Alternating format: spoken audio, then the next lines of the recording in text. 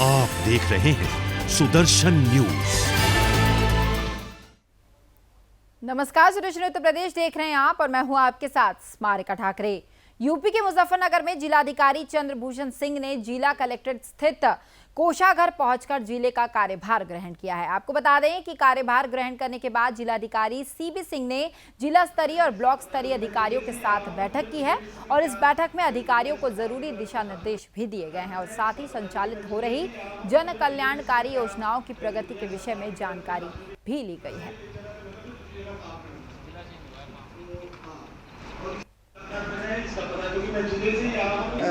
आपके ज़िले में मैंने अपना कार्यभार ग्रहण किया है। इसके पहले मैं जनपद अलीगढ़ में था जिलाधिकारी और आज मैंने अधिकारियों के साथ भी वार्ता किया है। चूँकि मैं ज़िले से ही आ रहा हूँ, इसलिए मुझे शासन की जो प्राथमिकताएं हैं और माननीय मुख्यमंत्री जी के जो अपेक्षाएं हैं जिलाधिकारियों से, उससे भली भांति मैं अवगत हूँ और उसी अनुरूप मैंने अपने अधीनस्थ अधिकारियों को सबको अभी बताया है कि इस हिसाब से हम लोगों को काम करना है और टीम बना करके काम करना है और बेहतर संवाद बना करके जो शासकीय योजनाएं हैं उसको जिसके लिए है उस तक। तो वहीं यूपी के मुजफ्फरनगर से एक दिल दहला देने वाला मामला सामने आया है, जहां तेज बारिश के चलते मकान ढह जाने से परिवार मलबे के नीचे ही दब गया। आनन फानन में वहां मौजूद निवासियों ने पुलिस को सूचना दी तो पुलिस ने मौके पर पहुंचकर परिवार के 7 लोगों को बाहर निकालकर अस्पताल में भर्ती कराया। आपको बता दें कि अस्पताल में इलाज के दौरान 3 लोगों ने दम तोड़ दिया तो वहीं 4 लोगों का इलाज अस्पताल में अभी चल रहा है। फिलहाल पुलिस फोर्स के साथ मौके पर पहुंची पुलिस और प्रशासनिक अधिकारियों ने शव का पंचनामा कर पोस्टमार्टम के लिए भिजवा दिया है और पीड़ित परिवार को आर्थिक मदद दिलवाने के लिए अपनी कार्रवाई शुरू कर दी गई है।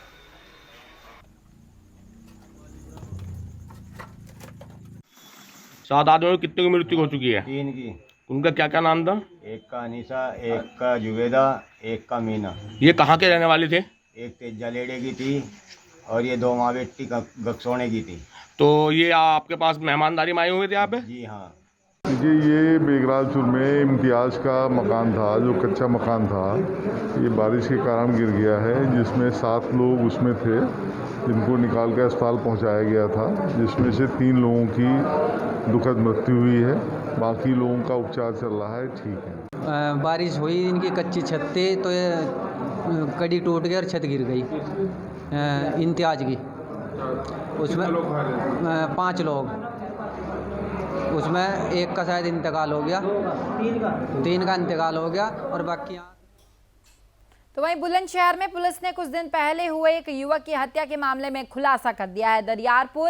दरियापुर में हाईवे किनारे चल रहे कैंटीन संचालक और उसके बेटे को कुछ लोगों से मामूली विवाद हो गया था, जिसके बाद 4 बदमाशों ने कैंटीन संचालक को लाठी डंडे से पीटने के बाद गोली मार दी, जिसका इलाज के दौरान मौत हो गई। तो वहीं पुलिस ने इस मामले को दर्ज कर लिया है और साथ ही पुलिस ने इस मामले में हाईवे पर लगे सीसीटीवी फुटेज को खंगाला। तो वहीं पुलिस ने सीसीटीवी फुटेज के आधार पर पुलिस ने 4 हत्या के 4 आरोपियों को अब गिरफ्तार कर लिया है। आरोपियों के कब्जे से कटी हुई आल्टो कार, 2 पिस्टल और 6 कारतूस बरामद हुई है। फिलहाल इस मामले में आगे की कार्रवाई अभी जारी है। टोटल कितनी गाड़ियों को चिन्हित किया गया था, मतलब पूछताछ के लिए? देखिए, एक बहुत ही रहस्यमय परिस्थितियों में सनसनीखेज घटना कोतवाली देहात के दरियापुर गांव में घटित हुई थी।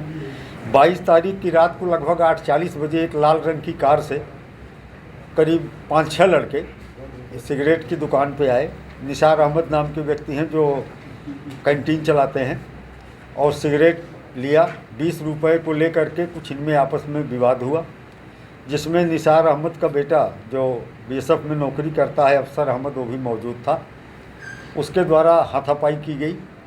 इसके बाद ये लड़के जो कार से आए थे, लाल रंग की कार से, वापस चले गए और लगभग 9:55 के आसपास ये दोबारा 3 मोटरसाइकिलों पे 9 की संख्या में कुल आए और आते। तो वहीं बीजेपी युवा मोर्चा के प्रदेश अध्यक्ष प्रियांशु दत्त द्विवेदी चंदौली पहुंच गए हैं, जहां बीजेपी कार्यकर्ताओं की तरफ से प्रदेश अध्यक्ष का जमकर स्वागत किया गया है। इस दौरान युवा बीजेपी अध्यक्ष ने दीनदयाल स्मारक पर माल्यार्पण किया। इसी कड़ी में प्रियांशु दत्त ने पत्रकारों से खास बातचीत करते हुए सपा और बसपा पर निशाना साधा है। उन्होंने आगे कहा कि सपा सरकार में मैनपुरी एटा इटावा में ब्राह्मणों के साथ जो सुलूक हुआ उसका मैं गवाह रहा हूं। सपा के ब्राह्मणों के विषय में बोलने का अधिकार मुझे नहीं है। और साथ ही प्रदेश अध्यक्ष ने सीएम योगी की तुलना भगवान परशुराम से की है। इतना ही नहीं, प्रियांशु दत्त ने 2022 चुनाव में बीजेपी को जीतने का दावा भी किया है।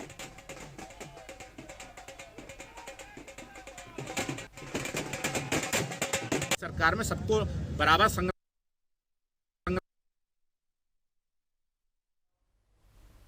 तो वहीं गाजियाबाद के थाना लोनी क्षेत्र के गांव शकलपुरा में पुलिस और बदमाशों के बीच जबरदस्त मुठभेड़ हो गई।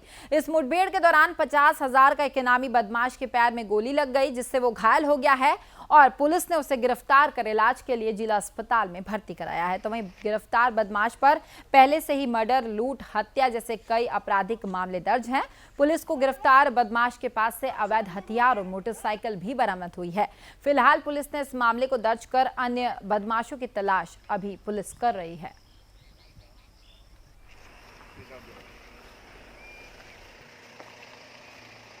आज दिन में चेकिंग के दौरान एक सूचना मिली थी कि कुछ संदिग्ध लोग एक बाइक पर जा रहे हैं, स्प्लेंडर बाइक पर, काले रंग की है। तो तत्काल सभी थानों को आसपास के अलर्ट किया गया कि चेकिंग तत्काल लगाएं। तो चेकिंग के दौरान ही ये बाइक जो है ये शकलपुरा मार्ग पर आई, चिरौड़ी चौकी क्षेत्र में जो लगता है। तो वहाँ पर जब इसको रोकने का प्रयास किया गया तो ये इन्होंने भागे और भागने के दौरान इन्होंने पुलिस पर फायर किया। तो जवाबी फायरिंग में इसको पैर में गोली लगी है जो इसमें बदमाश था। फिर पता चला कि ये बदमाश सोनू ढेड़ा है, जिस पर कि 50,000 का इनाम घोषित था और काफ़ी बदमाश किस्म का ये व्यक्ति।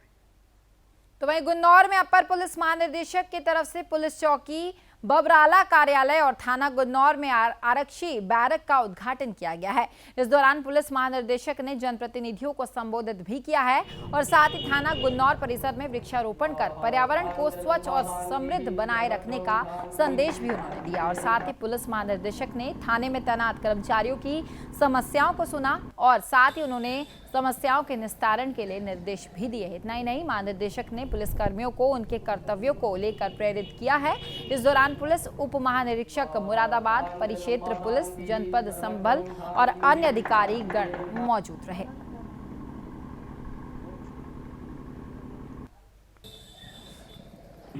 इसमें चौकी बोर्ड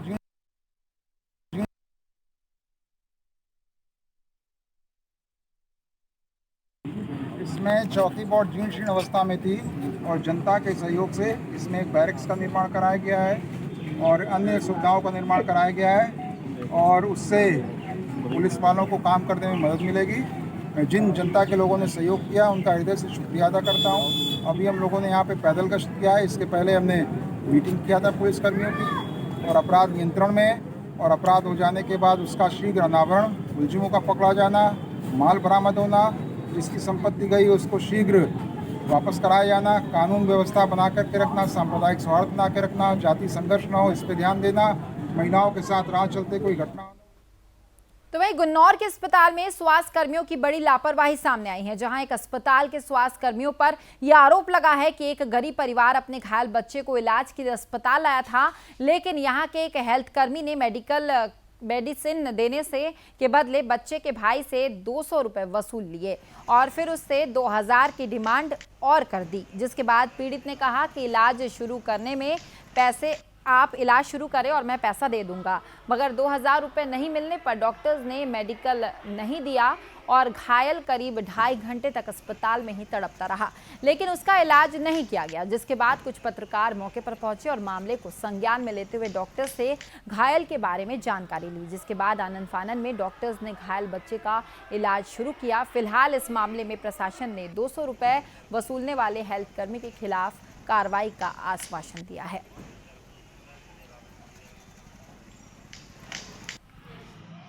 मेडिकल 2-2.5 घंटे बैठे पड़े सर, पैसे के चक्कर पैसे मांग रहे थे वो लोग। कितने रुपए मांग रहे थे? 2000। और मैंने बता दिया मैंने गेहूँ बिके कल मैं मंगा रहा हूँ घर से पैसे, तो कह रहे मंगाओ, तब तक काम ही नहीं हुआ है, मैं बैठा ही पड़ा हूँ, तब तक आप लोग आ गए। कितने रुपए, कोई रुपए दिया आपने? 200 दिए थे। 200 रुपये दे दिए, वापस दे दिए उनने। वापस भी डॉक्टर साहब अंदर कागज दिए थे, बाद में डॉक्टर साहब आए थे बाद में, तो उन्होंने दूसरे कमरे में बैठे थे। 2 बार मेरे पास गया था, बोले अभी आप रुक जाओ, देर लगेगी, थोड़ी देर लगेगी, तो हम चलो लेना, कोई बात नहीं। कहा था देर लगेगी, आप रुक जाओ थोड़ी देर, मेडिकल बाद में होगा। बाद में होगी। तो आपको बता दें कि कानपुर में लूट का एक ऐसा मामला सामने आया है जिसमें बीते दिनों फैक्ट्री से काम कर घर लौट रहे एक युवक के साथ कुछ बदमाशों ने मारपीट कर दी। उसके बाद बदमाशों ने युवक से 80,000 की लूट कर मौके से फरार हो गए, जिसके बाद पीड़ित युवक ने इस मामले की शिकायत थाने में की, जिसके बाद पुलिस ने मामला दर्ज कर लिया है और पुलिस मामले की तलाश करते हुए आसपास की सीसीटीवी खंगाल रही है। तो वहीं से सीसीटीवी फुटेज के आधार पर पुलिस बदमाशों की तलाश में अब जुट गई है।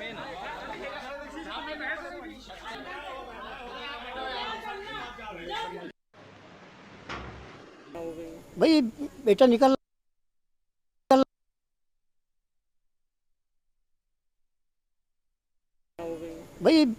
निकल रहा था, तभी उसका निकलना हुआ, कार वाले ने गेट खोल दिया।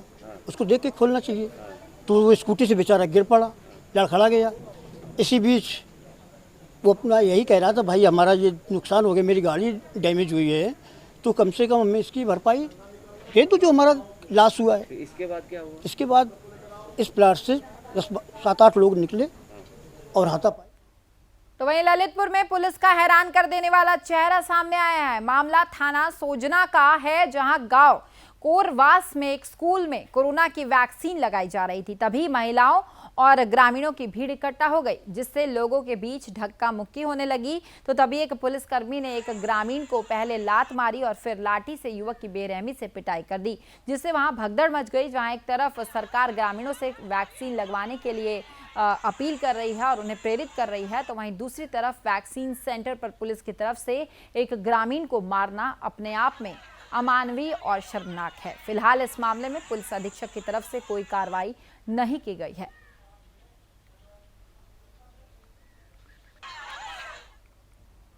तो वहीं प्रयाग नगरी में शराफा कारोबारी की हत्या का पुलिस ने अब खुलासा कर आरोपियों को गिरफ्तार कर लिया है। आपको बता दें कि शराफा कारोबारी ने भांजे से ही अपने मामले के कत्ल की सुपारी शूटर बबलू को दी थी। इतना ही नहीं, जांच के दौरान पुलिस को पता चला कि मुख्य आरोपी बबलू और शराफा कारोबारी के बीच 8 लाख रुपए का विवाद था।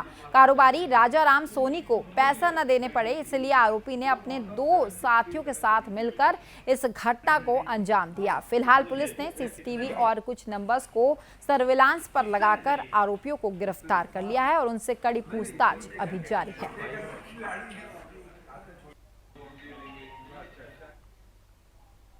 तो वही राजस्थान के आजमगढ़ में भगवा ध्वज के अपमान में पूरे देश में विरोध प्रदर्शन काफी तेजी से बढ़ रहा है। तो वहीं यूपी के संत कबीर नगर में भी हिंदू संगठनों द्वारा ध्वज का अपमान करने वाले आरोपी रामकेश मीणा की गिरफ्तारी और मुकदमा दर्ज करने की मांग पर प्रदर्शन किया गया है। आपको बता दें कि इस कार्यक्रम में कई हिंदू संगठनों के लोग शामिल रहे।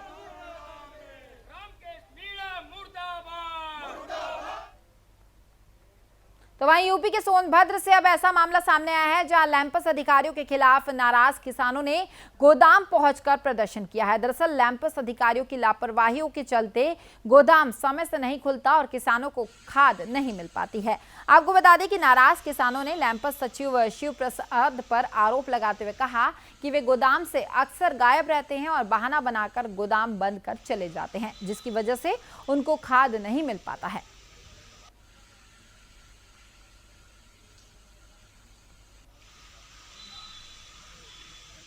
प्रॉब्लम की खाद लेने का आते हैं, कभी खुला ही नहीं पाते हैं। अच्छा। और कल भी आए थे, आज भी आए हैं 10 बजे से और अभी तक खड़े ही हैं। अच्छा, खाद नहीं मिला? फोन नहीं मिला, ना फोन लगाया तो फोन नहीं लगता है उनका। अच्छा, फोन किसका लगाए थे आप? उन्हीं का जो खाद देते हैं। अच्छा, सचिव जी का? जी। अच्छा, DAP के लिए आए थे तो अभी कोई है यहाँ नहीं, अब फोन भी नहीं लग रहा है उनका। अच्छा, कितने दिन से आप लोग परेशान हैं? अभी कई बार बराबर आए थे, आज भी सुबह से आगे खाद नहीं मिला अभी। तो वहीं यूपी के वाराणसी से दिल दहलाने वाला मामला सामने आया है, जहां दबंगों ने एक युवक पर दिन दहाड़े ताबड़तोड़ फायरिंग कर उसकी हत्या कर दी। दरअसल युवक अपनी अस्पताल में भर्ती सांस के लिए खाना लेकर जा रहा था कि तभी रास्ते में कुछ दबंग रास्ता घेर कर फायरिंग कर फरार हो जाते हैं। आपको बता दें कि मामले की सूचना पुलिस को दे दी गई है और पुलिस सीसीटीवी और सर्विलांस के आधार पर कार्रवाई में अब जुट गई है। मोहनसराय से हेरिटेज की तरफ हम लोग जाते हैं अस्पताल की तरफ, उसमें सूचना मिली कि एक अज्ञात लोगों ने जो है किसी बाइक सवार को जो है गोली मार के जो है हत्या कर दी है। मौके पे आने में पता चला कि जो इनके गांव के किसी लोग एक आदमी ने बताया कि इनका नाम राजेश जायसवाल है, जो कि मिर्जापुरा थाने के रहने वाले हैं। ये अपने घर से अपनी किसी परिवारजन को खाना देने के लिए। फिलहाल इस बुलेटिन में इतना ही। प्रदेश की सभी खबरों के लिए आप देखते रहिए सुदर्शन उत्तर प्रदेश। नमस्कार।